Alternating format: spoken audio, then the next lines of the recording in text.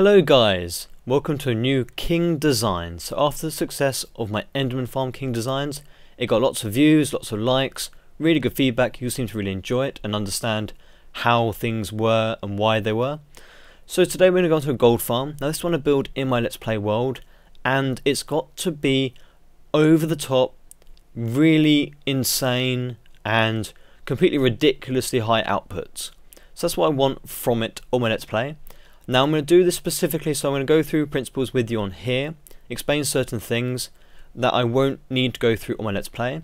So when it's Let's Play, I'll be telling you different things and new things, so you can watch both and not lose out at all. It won't be repeating the stuff, not much anyway. So obviously we need to find out where we get gold. We'll break this down to the simplest things like you normally do on any build. Now it takes a good person to get a sense check. So where do you get gold? Well, obviously you can mine gold, no, you can go caving, you can get gold, and you get gold bars, but you can't farm that as such. You can't automate it, you can't let it run and get gold. You need to go do it actively. So if you want to get lots of gold, that isn't going to be the way to do it. So obviously, as I've got a portal here, we're going to go to Nether. So a few things about the Nether which you need to know and probably interest you before we go on to actually looking at getting gold. So obviously we're going to be getting gold from pigmen. They're the only mob that actually drops gold as a normal thing and drop as gold nuggets. And obviously you need 9 of the nuggets to make 1 bar. So no matter how many you get killed and get the gold from them, you will need to sit there and make the bars manually. There's no automation to do that yet in vanilla. So the more nuggets you get, the more crafting you're going to have to do at some point. So it's a bit of a advantage there and a bit of a disadvantage for all the time you have to spend doing that. So some general things about the Nether are that beacons do not work inside. This is important for later on. You cannot have a beacon underneath the roof of the Nether. It doesn't work, it's impossible. There is no amount of blocks above it to let it work. Unless you knock out the roof, then you cannot use beacons inside. Now this is very important for anything we're going to build later on, and I've already built my Let's Play around this fact so that you can have a beacon on top of the Nether. And even if the maximum size beacon, it has a radius of 40, I think it is now, so you can get the effect 40 blocks away. But on the above, it will keep going up to max build height with the effect. So anything above the beacon and you've got the effect, if you're below the beacon, you'll get the 40 radius and then you get nothing. So you can put beacon on top of the Nether, and if you have a shaft or something on the top underneath the bedrock wall, then you can still get the effects. So that's good. That's how I've built my Let's Play, and that's how it's designed like that. Next, obviously, you cannot have a village inside the bottom of the Nether, because you need the same characteristics of this. You need sky blocks being shown, and you cannot have that inside your Nether. Unless you get your villagers on top of the Nether, you cannot make a villager farm or a iron golem farm in the Nether. You can in the end, but not in the Nether, because of no sky.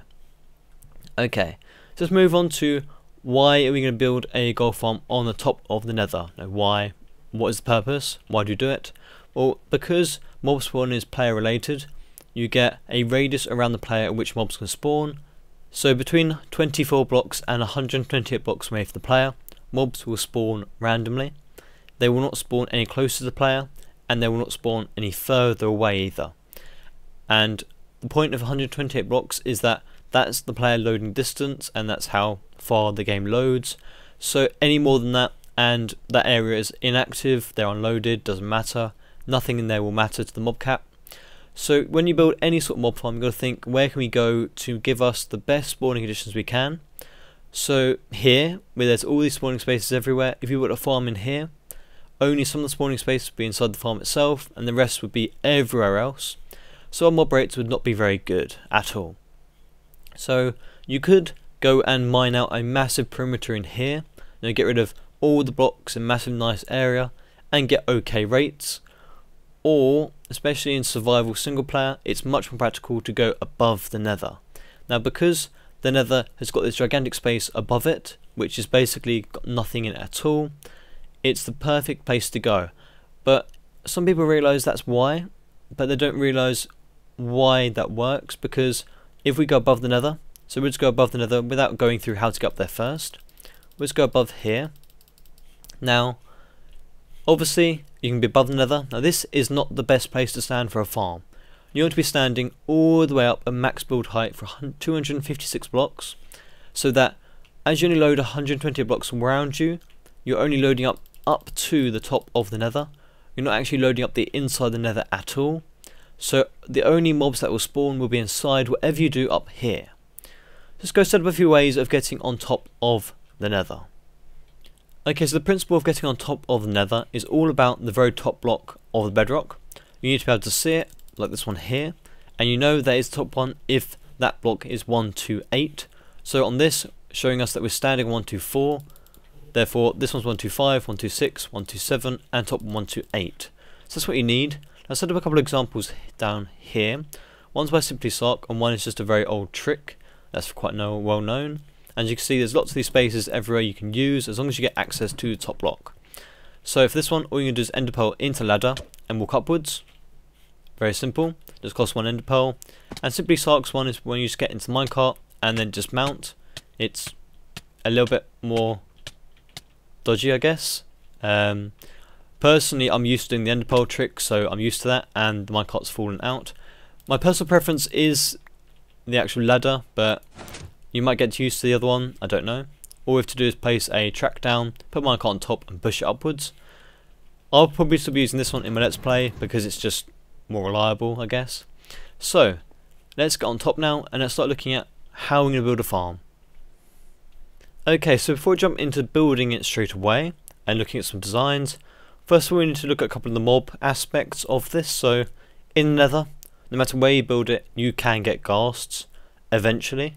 If you're above the nether and you're building a platform or something and you go over to grab some materials and you come back, there could be a ghast. So these are serious considerations for this, especially if building things around wiring or redstone.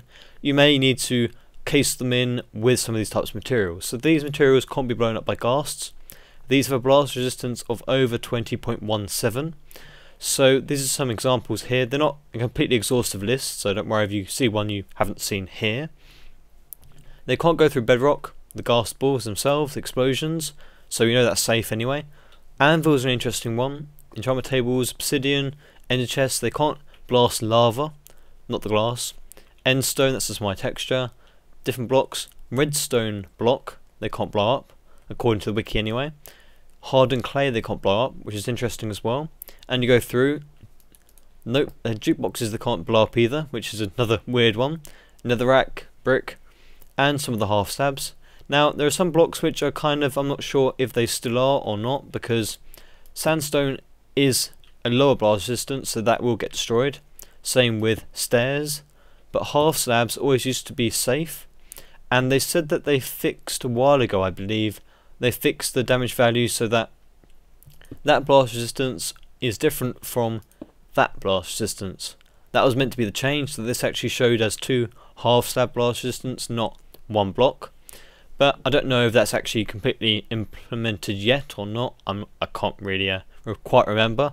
But we'll go on the assumption that some half slabs are correct, some blocks are correct, some blocks aren't correct. Interestingly though, the redstone block, which we'll move on to in the video. So next thing to consider is the magma slimes. Now they are incredibly annoying because of the fact that magma cubes do not take any fall damage when they fall off a height. So you need other ways to get rid of them, and we'll just show some examples here. So cactuses are the best passive way of getting rid of them, so that when they fall off, they'll eventually get into cactuses and die. Now obviously, whatever platform you have needs to be at a height such that they can go straight into the cactuses. You can't have them fall here, they will actually get to the cactus very well. Not very often at least, they'll bunch up.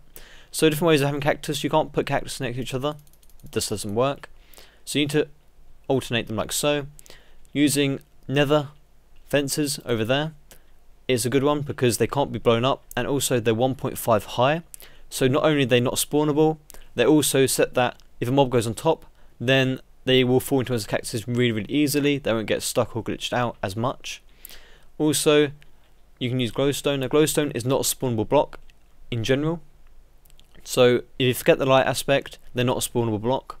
So in the nether, on the top of the nether at least, there are no mobs which have a light level dependency. So all mobs will spawn in any light level on top of the nether.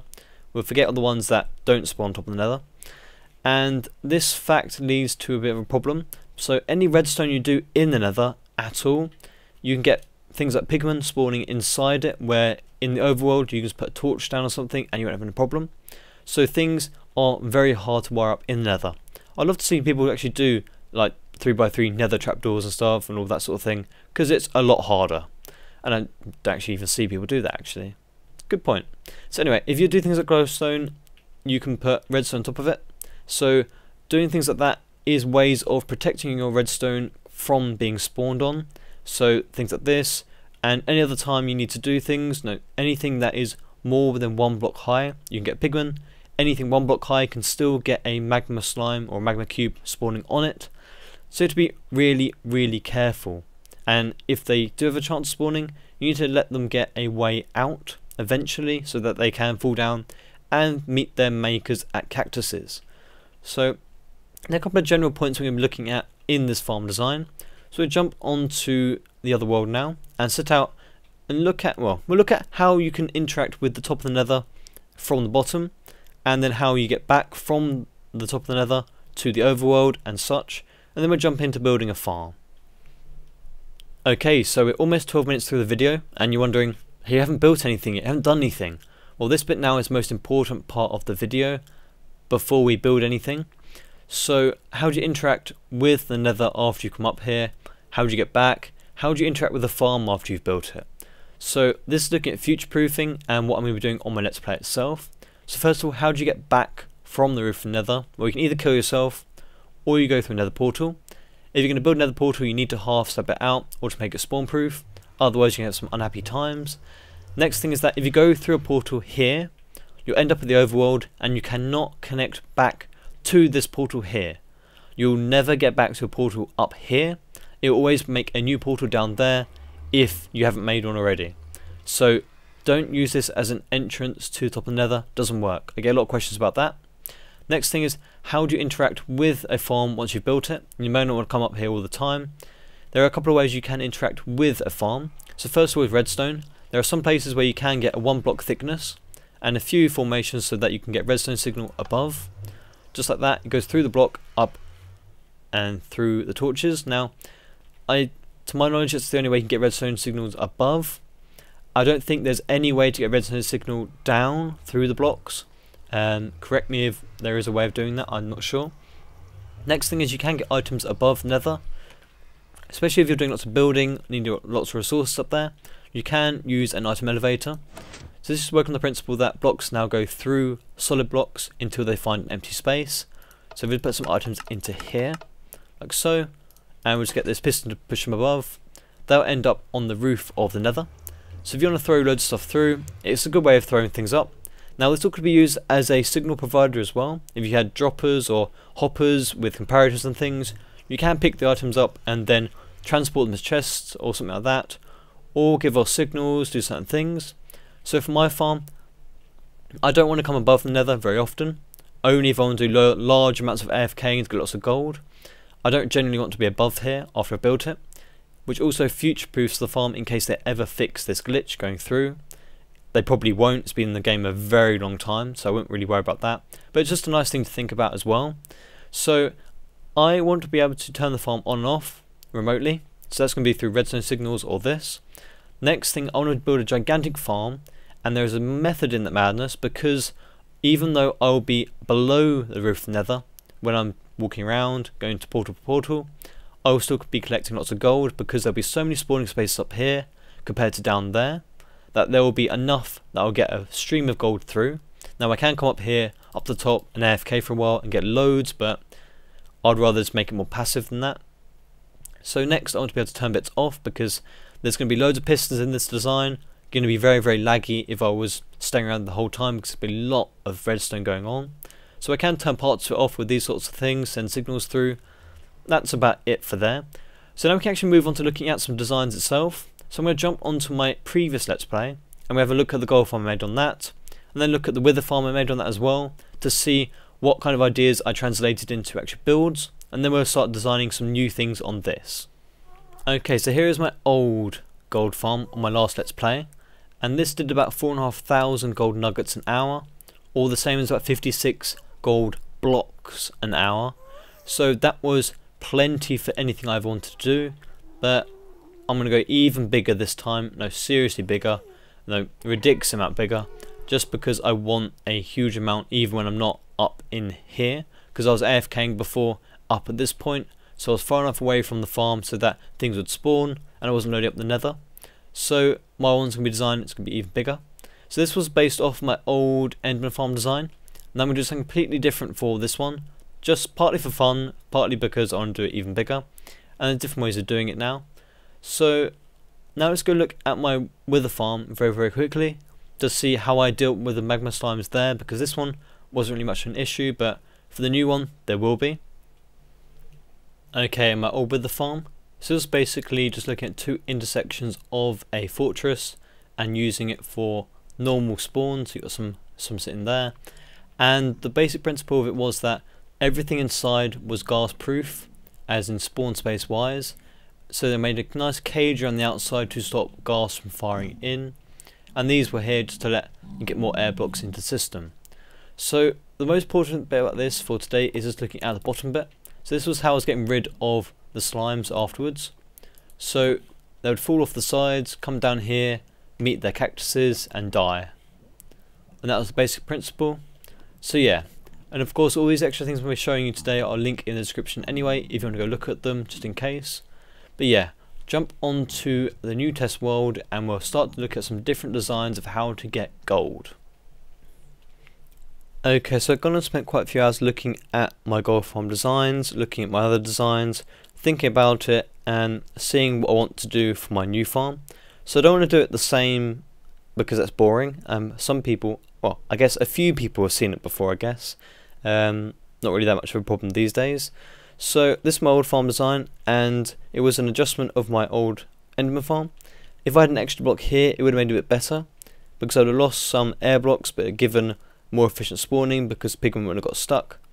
A little bit different there. Doesn't really make much difference now. In hindsight, it would have made it different, but oh well. So this design though that I'm going to make, I want to make it mostly focused on gold.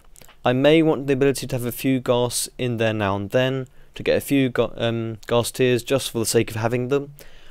I'm never going to need many gas tiers at all, so it's not really the main focus of anything. So I'll go on to JL's witch farm design. This is the one impulseSV used for his latest video, and it'll be linked in the description, and he's probably watching, so sorry, I'm going to tear this design to pieces. So this is JL's shifting floor design. Now this is designed for a witch farm. Witch farms are nothing like pigman farms because witch farms are based on making the most use you can out of a small amount of shifting space in the middle. So in witch farm you get a maximum 7 wide space if you're going on the thinner way anyway for spawning. So you want to make the best use of each of those spaces you can, and because of how they set them up you only use 6 of those 7 spaces. So it's designed so that 6 in the middle are the most efficient they can. So this is done on air blocks, so around that space you need as many air blocks as you can. So on this hits 1, 2, 3, 4, 5, 6, 7 air blocks they had around these spaces maximum. 8 the ones in here, so up to 8 is the maximum spawning efficiency you can get, we think. So that would have been okay. Apart from, we're not doing a witch farm at the moment, we're doing a gold farm. So this whole getting extra spawning space, or getting extra air blocks, not spawning space, is irrelevant. These spawning spaces here could be utilised. So that is a massive oversight, I have to say, sorry Impulse, but that just doesn't work for a gold farm. But the whole gas crusher is very nice. So gas basically work on, they are spawn in a 4x4x4 area. So this is 1, 2, 3, 4 high in the middle, and there is also 5 gap in 5 gap in the middle, and also the other dimension as well. So basically when the gas spawns, these top bits crush the top, suffocate it, and it dies.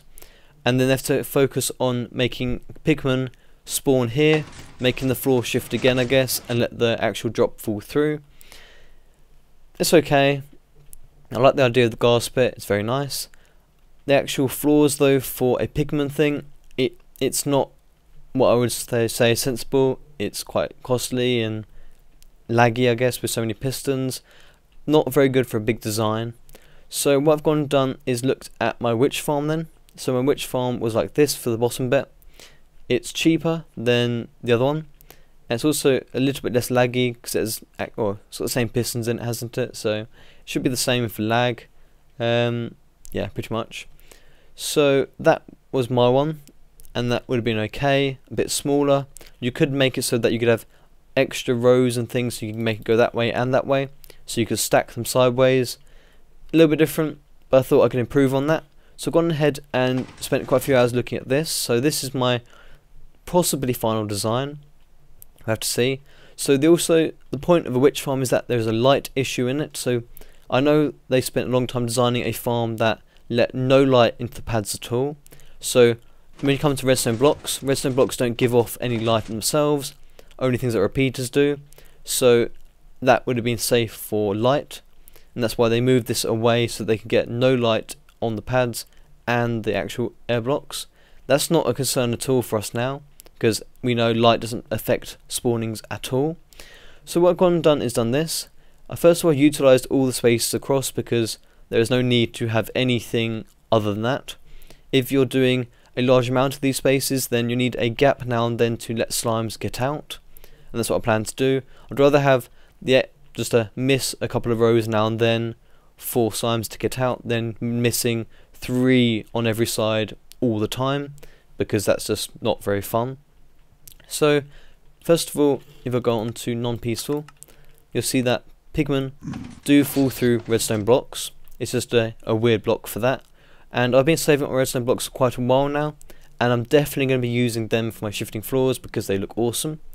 And also on this I've got a 3 high gap, so there's no ghast can spawn in the middle, but I can do a top layer of a ghast spawning platform, or I can do some layers which are just 1 wide, well 1 tall, and have some ghast spawns on that. Could be, I don't know. This is very efficient on spawning space. I get a whole 12 block across because that's the maximum that a piston can push, should be 12. And on this side I've got a very cheap compared to the other ones, and it's got much less pistons in, so 2 pistons out of 3. Less components needed.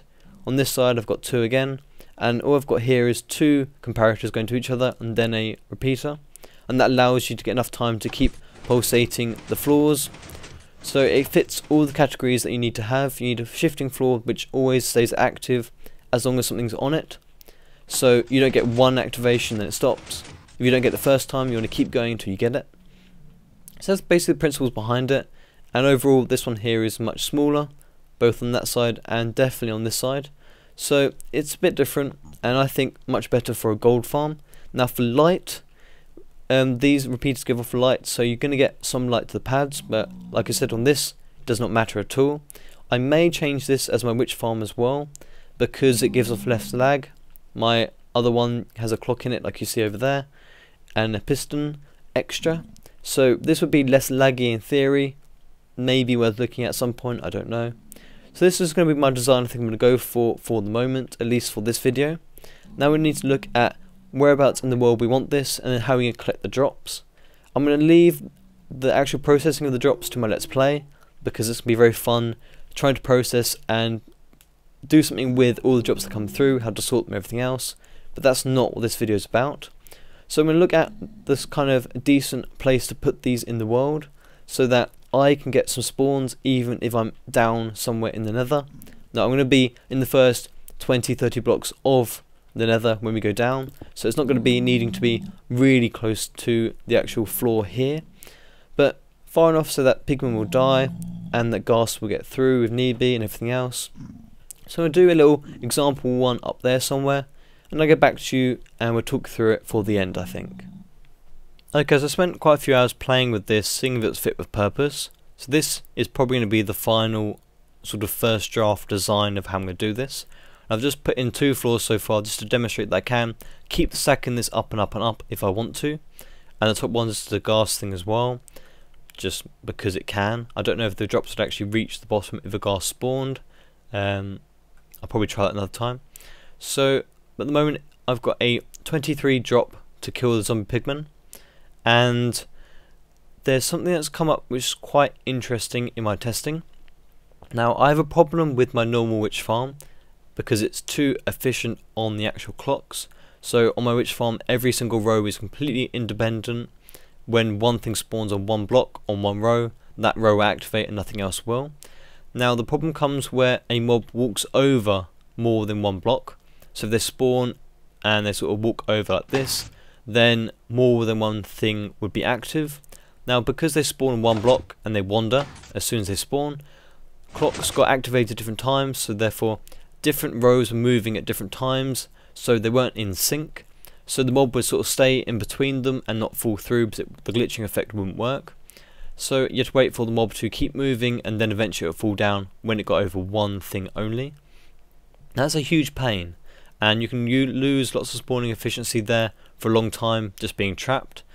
And it's also caused lots of lag because the pistons just keep fighting until it goes down. Now this is different because how I set it up with tripwires and the repeaters, such that if you're down on here, one either side of that and the one you're on will be active. So no matter how the witch spawns, the three that it's on, so even if it's on this side or this side of the block, it should always go down straight away. And especially for the pigmen, as you get lots of spawns, they will go down very, very well. So I'm very, very pleased with that. That should work very, very good. That's kind of the thing that's tipped the balance. I think I will replace this as my witch farm as well, just because of that fact. And also overall, it's got less lag in it because you get 2 pistons instead of 3 on each side, which is a huge difference when we start building up massive designs. Now we're talking about maybe 4,000 pistons in this, and it could be 6,000 instead if I did the old design, or that design over there. So 2,000 less pistons could be a very good thing, because I really want over 2,000 spawning spaces in this, and it should be pretty well achievable. This is 240 already. If you stack this up 4 more times or 3 more times, you'd have another 1,000 already. That's quite quick to get a lot of spawning spaces for these amount of pistons and all that. So the next thing is that mobs don't spawn on repeaters and things like that, so that's actually spawn proof. Mobs don't spawn on glass. This is here so that slimes don't actually get through. It'd be quite a small chance if they did. So next thing is that all these things need to be spawn proof, so they've got things on them. This glass here could be replaced by a solid block, like so, and then you'd have a half slab on top of that, just like this. And it doesn't really matter that much. This bit over here, because the pistons are extended for a little while, there is a chance that things will spawn on top of it. So when it's like this, there is a chance that something will spawn on top of that because ghasts take a little while to die. So you do need to actually half step on top of that, like so. On top of pistons, nothing can spawn, so that's spawn proof. Same as the top of glass is spawn proof, so that's fine as well. And that's about it for spawning. Yep, so I'm building these as units, so this is going to be probably all of one unit. So it's 10 wide and it's 12 long. So because I've got rid of the slimes and I've got no way of getting them down normally, I'm going to wait for them to get to either side of the spawning platforms and then fall down. So each unit will be stacked sideways, so I get one here, one over there, something like that anyway. I have cactuses in between them, so when they fall down they'll get to the cactuses first. I may do more cactus around the side if they get through the side bits, maybe, I don't know, or I might do a wall there instead and just wait for them to drift in. They're not going to be too much of a problem, I don't think. So that's kind of the principles of it so far, and let me see. Yeah, that's about it actually. So this is probably how I'm going to do it. Now, because of the drop, you can do anything you want to collect the items. Now, you can do hoppers, you can do minecarts with hoppers in them, anything you want. I'm probably going to do hoppers themselves because I have the resources and it's a nice little thing to use it for something. I've collected a lot of iron anyway. So I did test this quite quickly on a 5-minute sort of random test, just to see how much stuff actually came through in principle for 240 spawning spaces, and including all this rubbish, things would spawn here as well. So it's not a true test, but it's a nice rough guess. So 5 minutes got this. So it's about 10 stacks of gold nuggets an hour at the moment. So no, it's maybe it's a fraction of what I got on the old farm. There's only 240 space in this so far, so it's really got a lot of potential for mass when I make it bigger and more efficient with this stuff not here and everything else. So that's a very good thing so far as an initial sign of my farms, and I will design something quite a lot different on, well, this bit will be kind of the same principle, but it's going to look a lot different overall on my Let's Play itself. So hopefully you join me with that.